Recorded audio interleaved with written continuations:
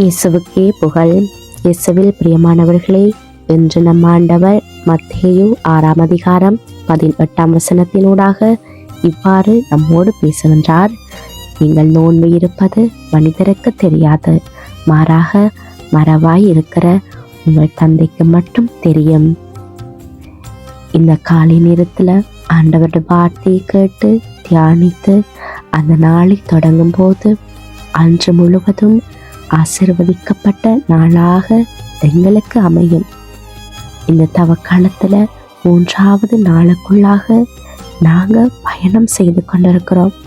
இன்று நம் ஆண்டவர் நோன்பு பற்றிய உண்மையான கருத்தை தெரிந்து கொள்ள வேண்டி என்று நமக்கு இந்த வார்த்தையை கொடுத்திருக்கிறார்.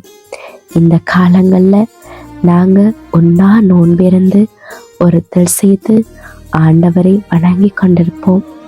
எங்களுடைய நோன்பு எப்படியாக இருக்கிறது, ஆண்டவருக்கு உகந்த முறையிலா என்பதை இன்றைக்கு நாங்கள் சிந்தித்து பார்ப்போம். ஆண்டவர் அதற்காகவே எங்களை இன்றைக்கு அழைத்திருக்கிறார். ஆண்டவர் சொல்லுகிறார், நாங்கள் நோன்பு இருக்கும்போது வெளிவேடக்காரரை போல முகவாட்டத்தோடு இருக்கக்கூடாது என்று. காரணம், அவங்க அடுத்தவங்க பார்க்க வேணும் என்றதுக்காக நோன்பு இருக்கிறாங்க. தங்களுடைய முகங்களை கவலையிலாக சூற்றி அவர்கள் அவங்களுக்கு முன்பாக தங்களை வெளிப்படுத்தி கொண்டிருக்கிறாங்க. ஆண்டவர் சொல்லுகிறார், உங்களுடைய நோன்பும் இப்படியாக இருக்கக்கூடாது என்று.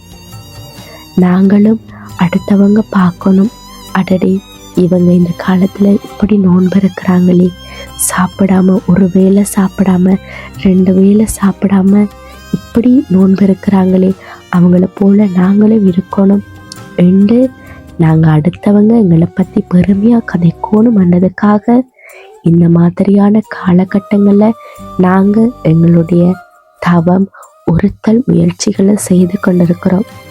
ஆண்டவர் சொல்லுகிறார், இதெல்லாம் அவருக்கு விருப்பமில்லாத காரியம் என்று. நீங்கள் அடுத்தவங்க புகழ வேணும் என்றதற்காகத்தான் இப்படியெல்லாம் செய்றீங்கண்டா, உங்களுக்கான கைமாறு நீங்கள் பெற்று விட்டுட்டீங்கன்னு ஆண்டவர் சொல்லுகிறார். பிரியமானவர்களே, ஆண்டவர் நாங்கள் எப்படி நோன்பு இருக்கணும், நாங்கள் எப்படி அவரோட ஐக்கியமாகணும், இந்த காலகட்டங்களில் நாங்கள் என்ன மாதிரியான வாழ்க்கை வாழணும் என்று ஆண்டவர் எங்களுக்கு மிகவும் தெளிவாக சொல்லியிருக்கிறார். நாங்கள் நோன்பு இருக்கும்போது எங்களோட தலையில் எண்ணெய் தேய்த்து முகத்தை கழுவி முக மலர்ச்சியோடு நாங்கள் ஆண்டவருக்காக உண்ணா நோன்பிருந்து நாங்கள் ஜெபம் செய்யும்போது நிச்சயமாக அதற்கான பலன் எங்களுக்கு கிடைக்கும் என்று ஆண்டவர் சொல்லுகிறார். நாங்களும் இன்றைக்கு அந்த மாதிரியான தவறில் இருந்து விடுபட ஆண்டவர் நமக்கு ஒரு வாய்ப்பை கொடுத்திருக்கிறார். நாங்கள் நோன்பிருப்பது மனிதர்களுக்காக அல்ல, மறைவாக இருக்கிற எங்களுடைய தகப்பனுக்காக. அதனால் நாங்கள் எது செய்தாலும் சரி, இந்த காலகட்டத்தில் தான் சத்துருவானவன் எங்களையே எல்லா விதத்திலையும் சோதிப்பான். ஏனெண்டா இந்த 40 நாளும் ஆண்டவர் பாலை நிலத்தில் எப்படி சோதிக்கப்பட்டார்ன்றது எங்களை எல்லாருக்குமே தெரியும்.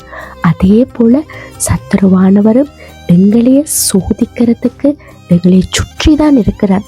நாங்கள் அவனோட கண்ணில் சிக்கி கொள்ளாமல் இருக்கணுமெண்டா ஆண்டவரோடு ஐக்கியமாகணும்.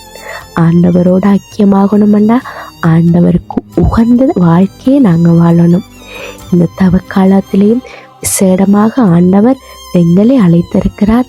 நாங்கள் அவருடைய அழைப்புக்கு உகந்தவர்களாக நல்ல முறையில் எங்களுடைய இந்த தவக்காலத்தை நாங்கள் கடைப்பிடித்து பின்பற்றுவோம். ஆண்டவருக்கு உகந்த, ஆண்டவருக்கு ஏற்ற உண்ணா நோன்பில் இருந்து நாங்கள் அவருக்கான ஒருத்தல் முயற்சிகளை செய்வோம். ஆமேன்.